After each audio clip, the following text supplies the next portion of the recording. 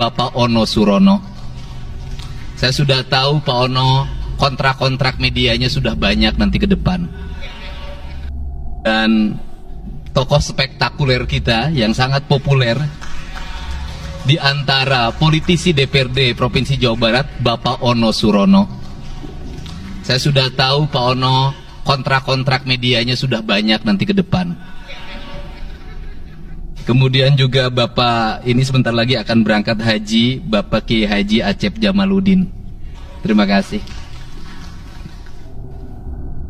Seluruh anggota DPRD Provinsi Jawa Barat, para ketua praksi, para ketua komisi, dan saya mengucapkan terima kasih atas berbagai otokritik yang dilakukan, baik secara langsung maupun lewat media, baik media massa maupun media elektronik. Dan itu menunjukkan bahwa di Provinsi Jawa Barat ada terjadi dinamika politik yang luar biasa. Semua orang memiliki concern pada hal yang menjadi tujuan kita, mewujudkan Jawa Barat istimewa dengan berbagai cara. Tugas DPR adalah bicara, itulah tugas DPR. Jadi kalau tidak bicara, mungkin DPRD dianggap tidak ada. Saya ucapkan terima kasih atas otokritiknya. Sekretaris Daerah Provinsi Jawa Barat, kemudian yang mewakili Pangdam 3 Siliwangi, yang mewakili Kapolda Jabar, yang mewakili Kejaksaan Tinggi Jawa Barat, dan untuk khusus untuk Kejaksaan Tinggi Jawa Barat, saya sampaikan ucapan terima kasih, rasa hormat yang tinggi kepada Kejaksaan Agung Republik Indonesia atas tindakannya melakukan penahanan dan mentersangkakan Direktur Utama PT Sritek dan salah satu mantan pejabat BJB yang sudah resign atas kasus dugaan penyimpangan kredit, yaitu menyampaikan kredit ke Bank Jabar, mudah-mudahan tidak salah, kalau salah dikoreksi, sekitar 600 miliar rupiah tanpa agunan yang memadai. Dan ini langkah taktis, dan pemerintah Provinsi Jawa Barat melalui RUPS-nya sudah melakukan koreksi dan perubahan secara total sehingga peristiwa ini tidak akan mempengaruhi kinerja BJB. Saya ucapkan terima kasih dan semoga peristiwa ini tidak terjadi lagi di masa yang akan datang. Kemudian yang hormati para staf ahli, para asisten, para kepala perangkat daerah Provinsi Jawa Barat. Yang pertama, forum ini adalah forum kebahagiaan. Ada yang berbahagia hari ini, yaitu seluruh warga Jawa Barat, di mana kita bisa menyelesaikan dua agenda, yaitu agenda pengesahan Raperda tentang investasi dan agenda tentang pengesahan hasil dari LKPJ. Seluruh rakyat Jawa Barat bergembira karena rencana kita dalam melaksanakan pembangunan akan berjalan dengan cepat. Tetapi barangkali para media sangat kecewa karena hari ini tidak kejutan-kejutan lagi, sehingga viewernya mungkin agak menurun hari ini. Tetapi kita harus berkorban demi kepentingan rakyat Jawa Barat. Kita kesampingkan viewer, kita kesampingkan komen, kita utamakan kepentingan rakyat Jawa Barat. Sebenarnya konsep pidatonya sudah ada, tetapi saya mencoba menyatukannya. Yang pertama adalah bahwa kita bicara tadi tentang berbagai rekomendasi. Dan rekomendasi itu juga termasuk di dalamnya disahkannya Raperda tentang investasi yang sebentar lagi menjadi perda. Apa sih yang menjadi rekomendasi? Rekomendasi pertama adalah angka kemiskinan yang masih tinggi di Jawa Barat. Tetapi saya usul pada Pak Ketua, ke depan kalau LKPJ sebaiknya para bupati wali kota diundang di seluruh Jawa Barat. Karena Jawa Barat itu pertanggungjawabannya bukan di OPD Jawa Barat, tetapi seluruh kinerja pembangunan itu ada di Pemkab dan Pemkot, serta ada di pemerintah desa. Jawa Barat tidak memiliki rakyat yang terkelola secara langsung, karena seluruh pengelolaannya ada di pemerintah kabupaten kota dan pemerintahan desa. Dan saya mohon nanti dipaparkan kemiskinan yang paling tinggi dalam perspektif BPS, dalam perspektif LKPJ dan analisisnya, itu di kabupaten mana, bila perlu sampai di desa mana. Kemudian angka investasi tertinggi di kabupaten mana, angka investasi terendah di kabupaten mana, infrastruktur yang berproblem di kabupaten di mana, sehingga semuanya terpetakan dengan baik, sehingga nanti kita bisa mengorkestrasi antara pembangunan Provinsi Jawa Barat, pembangunan kabupaten kota, dan pembangunan desa secara bersama-sama dan berkeadilan. Kemudian yang kedua, bahwa investasi ini menjadi aspek yang utama dalam kinerja pembangunan Provinsi Jawa Barat hari ini. Kenapa? Karena satu, angka kemiskinan kita masih tinggi. Kemudian angka kemiskinan yang tinggi di Indonesia sebenarnya juga dipengaruhi oleh jumlah penduduk yang tinggi. Sehingga persentase kecil menurut Jawa Barat, tetapi menurut nasional menjadi besar. Keberhasilan Indonesia sangat tergantung terhadap kinerja pemerintah Provinsi Jawa Barat, pemerintah kabupaten kota, dan pemerintahan desa. Yang kedua adalah pendidikan. Yang ketiga adalah infrastruktur. Yang keempat, kesehatan. Yang kelima, pengendalian penduduk. Yang keenam adalah pengendalian lingkungan. Kemudian yang ketujuh adalah belanja pemerintah yang masih besar. Belanja tidak langsungnya, yaitu belanja untuk kepentingan pegawai. Yang kedelapan adalah pengelolaan aset. Seluruh rangkaian yang menjadi rekomendasi ini adalah tugas kami untuk meneruskan rekomendasinya. Tetapi yakinlah bahwa apa yang kami lakukan selama ini, langkah-langkah yang seringkali kontroversi, langkah-langkah yang seringkali dianggap one man show, langkah-langkah yang seringkali dianggap terlalu sendiri dan terlalu konten, sesungguhnya adalah langkah-langkah menyelesaikan ini semua.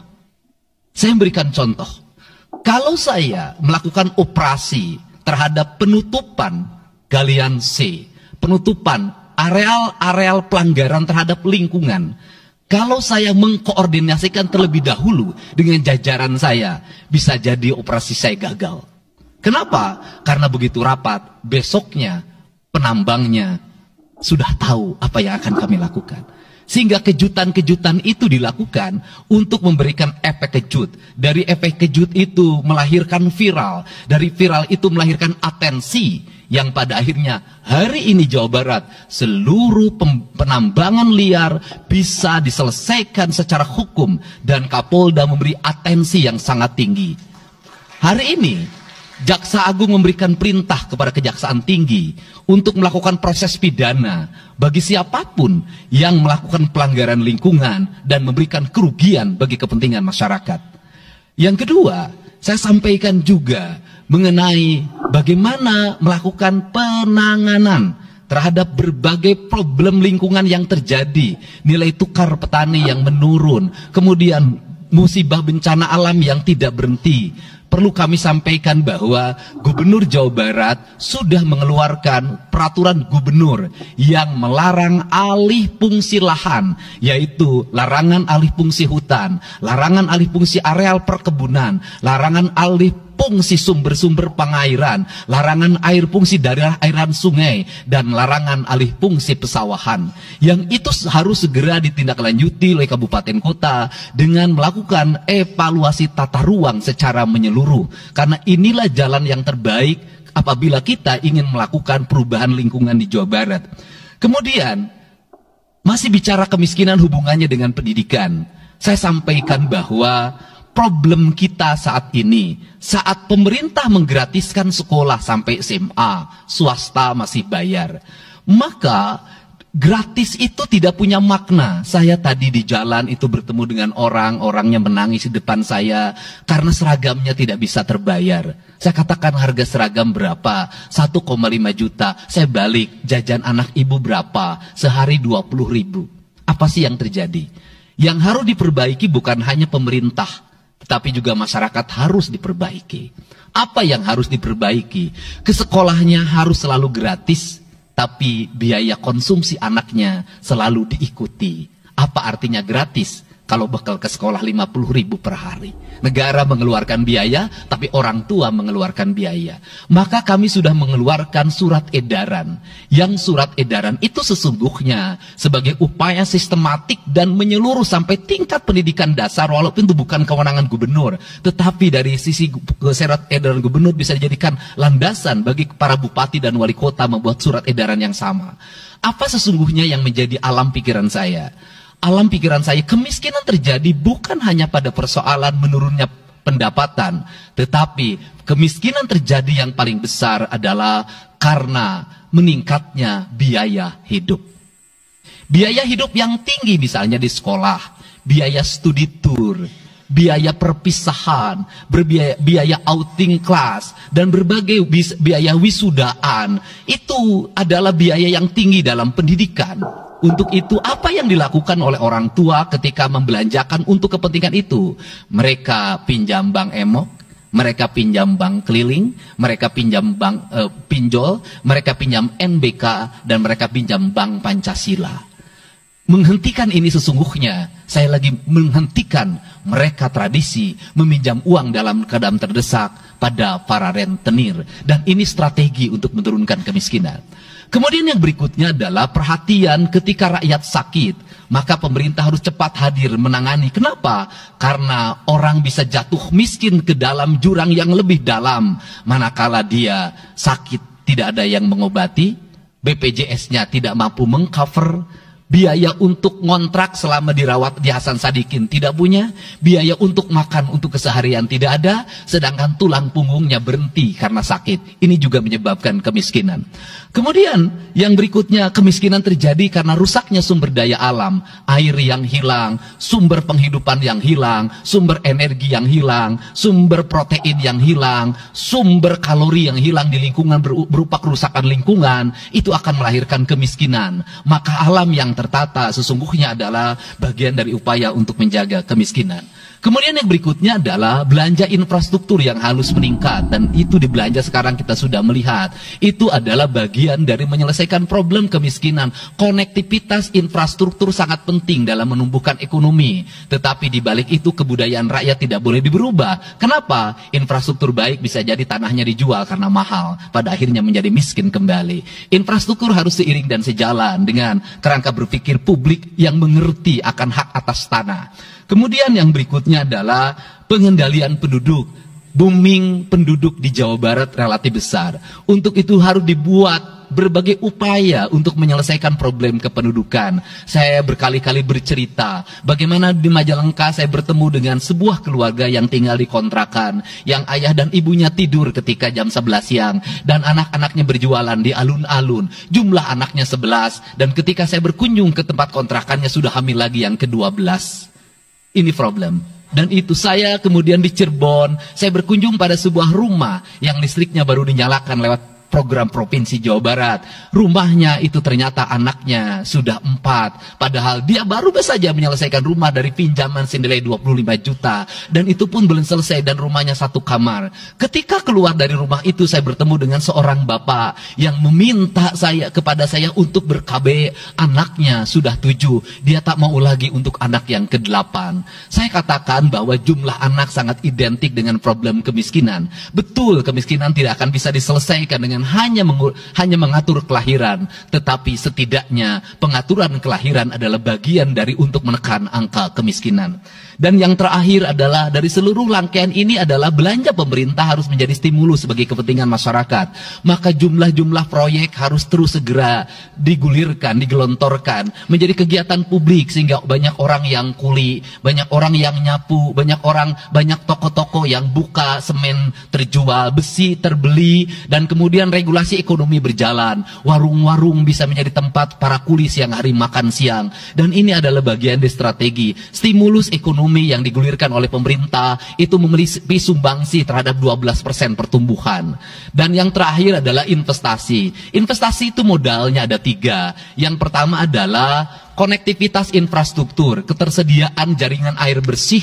Kita jujur hari ini saya sampaikan ke DPRD, banyak perusahaan-perusahaan yang masih menggunakan air bawah tanah tapi tidak berizin. Bayar pajak tidak, jalan terus. Karena kalau dihentikan mereka pabriknya berhenti. Setelah itu apa? Mereka menjadi objek pemerasan beberapa pihak dalam setiap bulan karena dianggap melanggar perda. Tetapi kalau juga mereka dihentikan, maka pabrik itu berhenti. Dilema itu harus segera diselesaikan. Caranya bagaimana? Caranya adalah pemerintah provinsi melalui Bapeda hari ini harus segera merancang daerah-daerah yang menjadi kawasan industri, harus dibangun fasilitas infrastruktur jaringan air bersih dalam bentuk investasi pemerintah, sehingga nanti dikoneksikan dengan PAM-PAM atau PDAM di setiap kabupaten kota secara terkoneksi. Dan ini jalan bagi kita menyelamatkan lingkungan dan menorong pertumbuhan PDAM di setiap kabupaten kota. Karena apa? Karena angka pembayaran yang dilakukan oleh industri jauh lebih baik dibanding angka rumah tangga dan angka-angka layanan sosial lain. lainnya. Itu yang pertama. Yang kedua adalah tumbuhnya iklim investasi di mana masyarakat merasa nyaman. Investor merasa nyaman ketika perizinannya cepat. Saya memberitahukan ya bahwa di Indramayu ada pabrik sepatu yang selama 2 tahun tidak mau buka hanya karena perizinan lingkungan hidupnya belum kelar. Saya ngambil langkah pasang badan, lakukan pembangunan karena itu menyerap 8.000 tenaga kerja. Kemudian di Cirebon juga seperti itu. Banyak perizinan yang menggantung bertahun-tahun. Hari ini saya janjikan dalam 1 bulan ini seluruh perizinan di Jawa Barat tuntas dan selesai.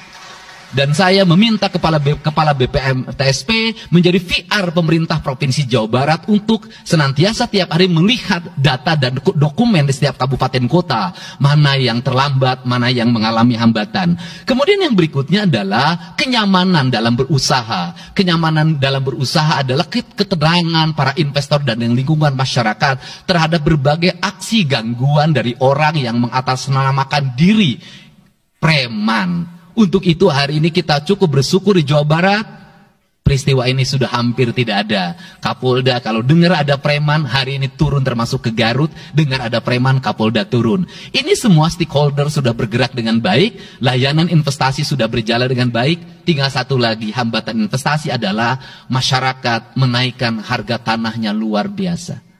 Kasus BYD, kenapa mengalami hambatan sekitar 20 hektar, masih belum terbebaskan? Karena rakyatnya hari ini meminta 3 juta rupiah per meter.